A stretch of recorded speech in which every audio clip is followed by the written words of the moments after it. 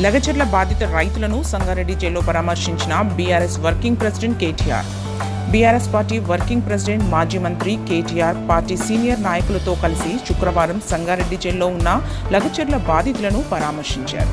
ఈ సందర్భంగా కేటీఆర్ మాట్లాడుతూ లగచర్లలో పేదల భూమి సేకరించే విషయంలో రైతులను అన్యాయంగా అరెస్టు చేశారని, లక్షల రూపాయల విలువ చేసే భూములను అడ్డుకుపావు సేరు ఇస్తామంటే ఎలా ఒప్పుకుంటామని రైతులు ఆవేదన వ్యక్తం చేస్తున్నారన్నారు.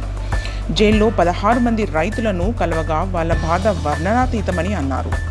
ఈ కార్యక్రమంలో మాజీ మంత్రి శ్రీనివాస్ గౌడ్, సత్యవతి రాథోడ్, స్థానిక ఎమ్మెల్యే చింతా ప్రభాకర్, మాజీ ఎమ్మెల్యేలు బాల్కా సుమన్, క్రాంతి కిరణ్, నాయకులు ఎర్రోళ్ల శ్రీనివాస్ తదితరులు పాల్గొన్నారు.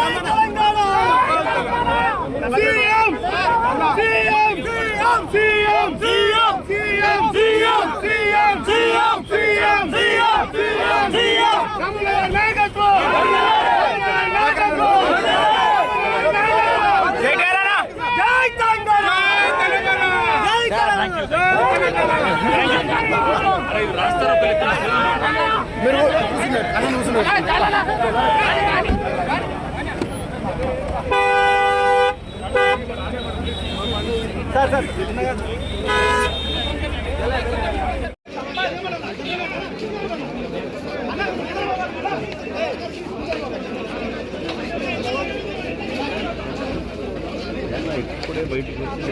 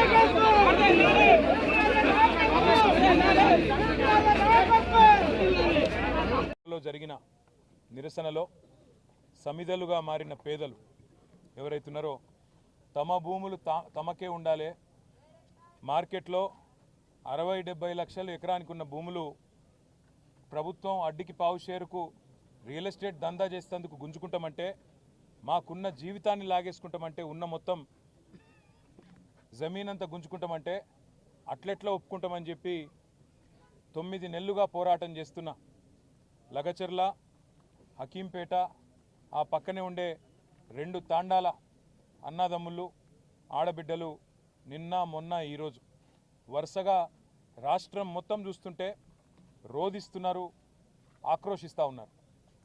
కష్టపడి సాధించుకున్న తెలంగాణలో ఇవాళ ఒక రాబందు మాదిరిగా రేవంత్ రెడ్డి అనాలోచితంగా ఏ ఫార్మా కంపెనీలు అంటే కాలుష్యం అని ఆయననే ప్రచారం చేసిండో అదే ఫార్మా కంపెనీని కొడంగల్ తెస్తా, ఇక్కడ పెడతా, దానికి 3000 ఎకరాలు కావాలా అని చెప్పి పేదల భూములు గుంజుకుంటుంటే వాళ్ళు మరలబడ్డారు.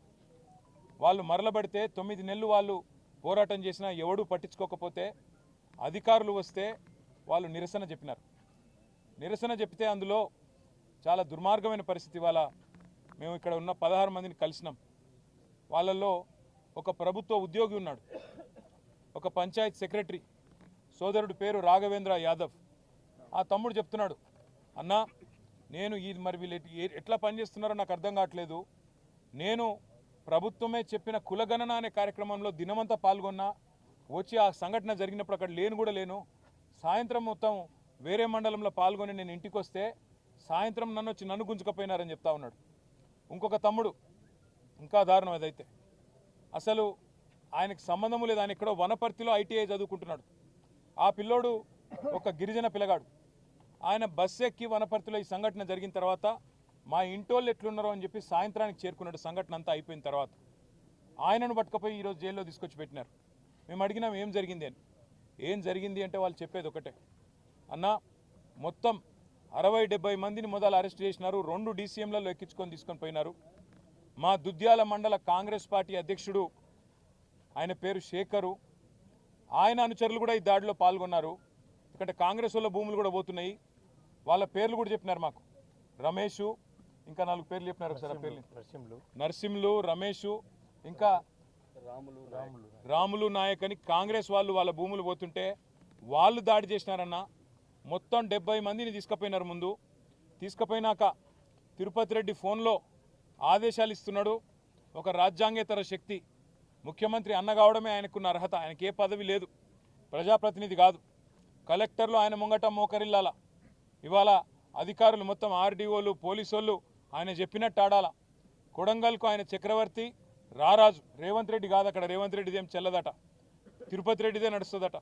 ఆ తిరుపతి రెడ్డి శిష్యుడు శేఖరు మండల కాంగ్రెస్ పార్టీ ప్రెసిడెంట్. ఈ 70 మందిని తీసుకపోతే, 2 DCMలు ఎక్కించి తీసుకపోతే అందులో ఎవరెవరు BRS వాళ్ళు వాళ్ళను మాత్రమే ఇవాళ 21 మందిని రిమాండ్కు పంపినారు, మిగతా వాళ్ళందరినీ ఇంటికి పంపినారు. అలా కాంగ్రెస్ వాళ్ళు దాడి చేసిన వాళ్ళల్లో ఇప్పుడు నేను చెప్పిన పేర్లు ఉన్నాయి, వీడియోలో కనబడతారు, మీరు చూడండి. వాళ్ళని మాత్రం ఇంటికి పంపి ఎవరెవరైతే BRS వాళ్ళో వాళ్ళనే పెట్టండి జైల్లో అని చెప్పి ఈ దాడి మొత్తం BRS వాళ్ళే చేయించిండ్రు. ఈ దాడి మొత్తం రాజకీయ దాడి, ప్రజలు చేసింది కాదు అనే ఒక కుట్ర ప్రభుత్వం చేస్తున్నది. అనుముల రేవంత్ రెడ్డి చేస్తున్నాడు, ఆయన అన్న అనుముల తిరుపతి రెడ్డి ఆ మండల కాంగ్రెస్ పార్టీ అధ్యక్షుడు చేస్తూ ఉన్నాడు. వాళ్ళ BRS వాళ్ళనే తీసుకొచ్చి జైల్లో పెట్టడం అంటే వాళ్ళ ఉద్దేశం ఒకటే, తమ చాతగాని తనాన్ని 9 నెలలుగా తమ ప్రభుత్వం విఫలమైన పద్ధతిని ఇవాళ దాచుకోవడానికి ముఖ్యమంత్రి నియోజకవర్గంలో అధికారులకు జరిగిన పరాభవానికి ఇవాళ ఏం చెప్పాలనో తెలియక సిగ్గు లేకుండా దీనికి రాజకీయ రంగు పులిమి వాళ్ళని బెదిరించే ప్రయత్నం చేస్తూ ఉన్నారు.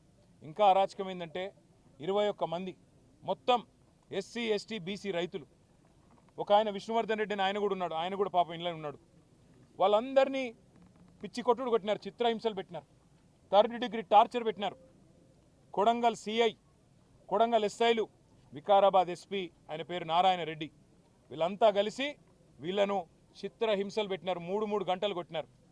ఒక్కొక్కరిని చూస్తూ ఉంటే ఇప్పుడే మా అక్క చెప్పినట్టు కాళ్ళు చేతులు కమిలిపోయి ఉన్నాయి. మేము అడిగినాం, మరి ఎందుకు మెజిస్ట్రేట్ ముంగట చెప్పలేదు, కొట్టినాడు ఎందుకు చెప్పలేదు అన్నాం. మీరు చెప్తే మళ్ళా కొడతాం, మీ ఇంటికి పోయి మీ ఇంటోళ్ళని కొడతామని చెప్పినారు. మిమ్మల్ని మళ్ళా కొడతాం, జైల్లో కొడతాం, ఇంటికి పోయి మీ ఇంటోళ్ళని కూడా కొడతామని చెప్పినారు. ఎంత అమానవీయంగా, ఎంత క్రూరంగా అంటే ఇంటి మీదికి వీళ్ళనేమో జైలుకు పంపినారు.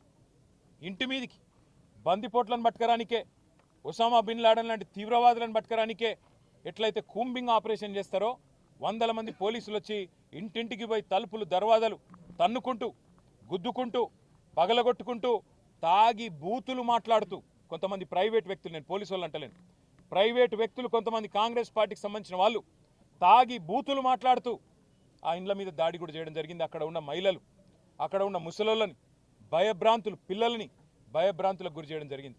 వాళ్ళ రేవంత్ రెడ్డి కాంగ్రెస్ పార్టీ ఒకటి గుర్తుపెట్టుకోవాలా, భూమి మీద ఎవడు శాశ్వతంగా ఇక్కడే ఉండడానికి రాలే. నీ పదవి కూడా 5 ఏళ్ళే. అలా మీ ఢిల్లీ వాళ్ళ కోపం వస్తే రేపో ఎల్లుండి తీసి పారేసినా కూడా దిక్కులేదు నీకు. నేను ఒకటే గుర్తు చేస్తున్నా, రేవంత్ రెడ్డి చక్రవర్తివి కాదు, నువ్వేమి రాజువు కాదు, నువ్వేమి పెద్ద నియంతవు కాదు. నీలాంటి వాళ్ళు చాలామంది వచ్చిండ్రు, చాలామంది వస్తారు ఇంకా భవిష్యత్తులో. ఒకటి మాత్రం పక్కా, పేదవాళ్లతోని ఎస్సీ ఎస్టీ బీసీలు చిన్న సన్నకారు రైతులు ఉన్న మొత్తం భూమిని నేను గుంజుకుంటా, ఏమన్నా చేస్తా, నేను కొడంగల్ మాత్రం మా అల్లునికి ఫార్మా కంపెనీ పెట్టిస్తా అంటే ఇది తెలంగాణ సమాజం మాత్రం తప్పకుండా తిరగబడుతుంది. ఇలా కొడంగల్ మరలబడ్డది, రేపు తెలంగాణ మొత్తం మరలబడుతుంది. నీకు బాగా ఉన్నది, ఏదో కుట్ర అని చెప్పాలి, ఏందో జరిగిందని చెప్పాలి, జైల్లో పెట్టాలి. మా పట్నం నరేందర్ రెడ్డిని కూడా జైల్లో పెట్టిండు. సరే, రాజకీయ నాయకులను మమ్మల్ని జైల్లో పెడితే పెట్టినావు, మేము చూసుకుంటాం. ఎందుకంటే నిన్ను ఏం చేయాలో రేపు మేము అధికారంలోకి వచ్చినాక మాకు కూడా తెలుసు, మేమేం వదిలిపెట్టాం. కానీ ఒకటి మాత్రం పక్కా, ఇవాళ ఈ 21 మందిని ఎవరినైతే నువ్వు జైల్లో పెట్టినావో వాళ్ళ కుటుంబాలు, వాళ్ళ ఉసురు నీకు నీ పార్టీకి తప్పకుండా తాకుతుంది. ఏ పేద ప్రజల ఓట్లతోనైతే కొడంగల్లో గెలిచినవో, ఏ పేద ప్రజలకైతే 420 హామీలు ఇచ్చి 6 గ్యారంటీలు 100 రోజులని నమ్మబలికి అఫిడవిట్లలో సంతకం పెట్టి గెలిచినవో, ఇలా వాళ్ళ ఉసురు పోసుకుంటున్నావు చూడు, తప్పకుండా వాళ్ళ ఉసురు నీకు తాకుతుంది. నేను ఒకటే మాట చెప్తా ఉన్నా, ఆ కుటుంబాలన్నిటికీ కూడా మీకు మొత్తంగా బీఆర్ఎస్ అండగా ఉంటుంది. తప్పకుండా 21 కుటుంబాలను మిమ్మల్ని బయటికి తీసుకొచ్చేదాకా బెయిల్ మీద న్యాయ పోరాటం మేమే చేస్తాం. రాఘవేంద్ర యాదవ్ అనే తమ్ముడికి నేను చెప్పిన, తమ్ముడు నా ఉద్యోగం ఏమవుతుంది అన్నా అని అడిగిండు. నీ ఉద్యోగం ఏం కాదు, రేవంత్ రెడ్డి మెడలు వంచైనా సరే నీ ఉద్యోగం అవసరమైతే సుప్రీంకోర్టు దాకా కొట్లాడతాం, నీ ఉద్యోగం పోనీయం తమ్ముడు అని చెప్పిన. అట్లాగే మిగతా తమ్ముళ్ళు కూడా ఎవరైతే భయపడుతున్నారో, ఇవాళ తిరుపతి రెడ్డి దౌర్జన్యాలకు, పోలీసు వాళ్ళ దురాగతాలకు భయపడుతున్నారో వాళ్ళకు కూడా నేను విజ్ఞప్తి చేస్తా ఉన్నా, మిమ్మల్ని ఇంతకంటే పీకేదేం లేదు. ఇప్పటికే కేసులు పెట్టిండ్రు, అటెంప్ట్ మర్డర్ కేసు పెట్టిండ్రు, ఇక జైలు అనేది తెచ్చి పెట్టిండ్రు. ఇంతకంటే మీకేం పీకేదేం లేదు, ఇంకా ఉరి శిక్ష వేసేదైతే లేదు. ఆడ జరిగిన దాన్ని ఏదో దానికి మసిపూసి మారేడుకాయ చేసి పెద్దగా చేసే ప్రయత్నం చేసి తన అసమర్థతను, తన చేతగాంతనాన్ని, తన చేవలేనితనాన్ని ఇవాళ రేవంత్ రెడ్డి కప్పిపుచ్చుకునే ప్రయత్నం చేస్తూ ఉన్నాడు. ధైర్యంగా ఉండండి, ప్రజాస్వామ్యబద్ధంగా కొట్లాడదాం. 60-70 లక్షల ఎకరం విలువ చేసే భూమిని 10 లక్షలకి అడ్డికి పావుషేరు గుంజుకుంటానంటే తప్పకుండా మీకు అండగా మేముంటాం. న్యాయస్థానాల్లో కూడా మీకు అండగా మేము నిలబడతాం. ఎవ్వరు కూడా బెదిరించినా, ఎందుకంటే వాళ్ళు భయపడుతున్నారు, బయటికి వచ్చినాక బెదిరిస్తారన్నా, మళ్ళీ కేసులు పెడతారన్నా, మళ్ళీ జైలుకు పంపుతారన్నా, మేము సంతకాలు పెట్టాల్సి వస్తుందేమో అన్నా అని చెప్పి వాళ్ళు భయపడతా ఉన్నారు. వాళ్ళకి మేము అదే చెప్తా ఉన్నాం. బయట ఉండే ఇక్కడ సంగారెడ్డిలో కూడా మొన్న న్యాల్కల్లో ఇక్కడ కూడా మొన్న ఆందోళన జరిగింది. రేవంత్ రెడ్డి అనాలోచిత నిర్ణయాల వల్ల ఫార్మా సిటీ అని కేసీఆర్ పెడితే హైదరాబాద్ దగ్గర 14,000 ఎకరాలు సేకరిస్తే అది వద్దు, రద్దు, అక్కడ రియల్ ఎస్టేట్ దందా చేస్తా, మా అన్నగాన్లకు అక్కడ మా తమ్ముళ్లకు అక్కడ నేను భూముల సంతర్పణ చేస్తా, ఫార్మా విలేజ్ల పేరిట ఇక్కడ సంగారెడ్డి జిల్లా న్యాల్కల్లో, అక్కడ కొడంగల్లో, ఇంకా అట్లనే మిగతా తెలంగాణలో కూడా ఒక 20 ఫార్మా విలేజ్లు పెడతా అని చెప్పి ఏదైతే ఇవాళ రేవంత్ రెడ్డి కొన్ని వికృతమైన అనాలోచితమైన ఆలోచనలు చేస్తూ ఉన్నాడో, ఈ విషయంలో సంగారెడ్డి రైతులైనా సరే, న్యాల్కల్ రైతులైనా సరే, కొడంగల్ రైతులైనా సరే ధైర్యంగా ఉండండి. మీకు బీఆర్ఎస్ ఉన్నది, మీకు కేసీఆర్ ఉన్నాడు, మర్చిపోవద్దని చెప్పి నేను విజ్ఞప్తి చేస్తా ఉన్నా. మీకు ప్రజాస్వామికంగా రావాల్సింది, న్యాయంగా రావాల్సింది ఇప్పించేదాకా మేము మీకు అండగా నిలబడతాం. వీళ్ళు ఎన్ని అక్రమ కేసులు పెట్టినా, ఎన్ని అక్రమ నిర్బంధాలు చేసే ప్రయత్నం చేసినా తప్పకుండా అవి మేము ఎదుర్కొంటాం. ఇవాళ సంగారెడ్డి కేంద్ర జైల్లో ఇవాళ వాళ్ళందరినీ కలిసిన తర్వాత మాకు అనిపించింది ఒకటే, తప్పకుండా ఈ ప్రభుత్వం పేదవాడి ఉసురు తాకి, పేదవాడి కన్నీళ్లలోనే ఇవాళ గిరిజన బిడ్డలు కన్నీళ్లు పెడతా ఉంటే అన్నా మమ్మల్ని కొట్టినారు చూడు అంటే వాళ్ళు నిజంగా కూడా ఒక్కొక్కరు ఇప్పుడే అనిల్ జాదవ్ చెప్పినట్టు 30-40 కిలోలు కూడా లేని పిల్లలు, వాళ్ళు పాపం మాల్ న్యూట్రిషన్తో బాధపడే పిల్లలు, బట్టలు కూడా చక్కగా లేవు, వాళ్ళు కలెక్టర్ను కొట్టినరు, అటెంప్ట్ మర్డర్ అని పెట్టడానికి నీకు మనసెట్లా ఒప్పింది రేవంత్ రెడ్డి అని నేను అడుగుతా ఉన్నా. చేతనైతే మాతోని కొట్లాడు, చేతైతే రాజకీయ నాయకులుగా మాతోని తలపడు, అంతేగాని పేదలకు ఈ రకమైన కష్టం కలిగించవద్దు. బేషరతుగా ఇక్కడనైనా సిగ్గు తెచ్చుకొని ఈ కేసులన్నీ వెంటనే రద్దు చేయాలి, వాళ్ళని వెంటనే విడుదల చేయాలని చెప్పి మేము డిమాండ్ చేస్తూ ఉన్నాం. దాంతోపాటు ఇంకా రాష్ట్ర వ్యాప్తంగా ఫార్మా విలేజ్ల పేరిట సంగారెడ్డిలో కావచ్చు, ఇంకొకడ కావచ్చు, ఏదైతే ఇవాళ పేదల నోళ్లు కొట్టే ప్రయత్నం జరుగుతుందో తప్పకుండా అక్కడ కూడా బీఆర్ఎస్ పార్టీ పేదలకు అండగా ఉంటుంది, రైతులకు అండగా ఉంటుంది అనే మాట కూడా మీకు చెప్తూ ఆ కుటుంబాలన్నిటికి కూడా మేము బయట కూడా మా అక్క కూడా ఇప్పుడే చెప్పింది, ఒక ప్రెగ్నెంట్ అమ్మాయి ఉంది అందులో జ్యోతి అని. రేపు సత్యవతి రాథోడ్ గారు స్వయంగా ఆ అమ్మాయిని హాస్పిటల్ కూడా తీసుకొని పోతా ఉన్నారు. ఇది బీఆర్ఎస్ పార్టీ యొక్క మానవత్వం. ఇవాళ బీఆర్ఎస్ అనే పార్టీ ఈ రాష్ట్రంలోని పేద వర్గాలందరికీ అన్ని రకాలుగా అండగా ఉంటుంది. ఏ కష్టం వచ్చినా మేము ఉంటామనే మాట మళ్ళొకసారి చెప్తూ, మరి మీకు కూడా మీడియా మిత్రులకు గత 2 రోజులుగా ఈ సంఘటన అన్నింటిని కూడా కవర్ చేస్తున్నందుకు మీకు కూడా ప్రత్యేకంగా ధన్యవాదాలు, నమస్కారాలు. జై Telangana. Thanks for watching NV News. Please like, share, and don't forget to comment. Please subscribe our channel and press bell icon.